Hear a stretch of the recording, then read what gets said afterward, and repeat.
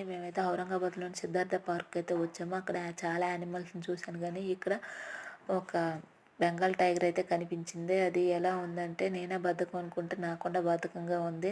కనీసం మనుషులొచ్చి గట్టిగా అరిసినా కూడా తిరిగి రివర్స్‌లో అరవడం గానీ ఏం చేయలేదు. నాకనిపించింది దానికి పొట్టలో ఏదో గట్టిగా ఏసినట్టు కూర్చోబెట్టారు అని.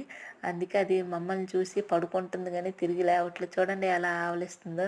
నాకైతే చాలా ఎక్సైట్‌మెంట్ అనిపించింది. ఎందుకంటే చాలా దగ్గరగా నేను చూశాను.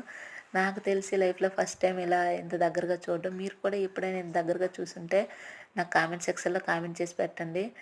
మేమే కాదు అందరూ ఫోటోషూట్లు, వీడియోలు అయితే తీస్తున్నారు. ఇక్కడ చిన్న చిన్న ఆహ్, డ్రాయింగ్ చేసి ఉన్నాయి కదండీ! అది ప్రహరీ అనమాట. ఎప్పుడైనా పులి మన మీదకి దూకకుండా ఉండటానికి అది పెట్టారనమాట.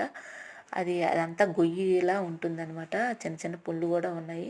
ఈ వీడియో మీకు నచ్చితే లైక్ చేసి సబ్స్క్రైబ్ చేసుకోండి. బాయ్. హాయ్ అండి. మేమైతే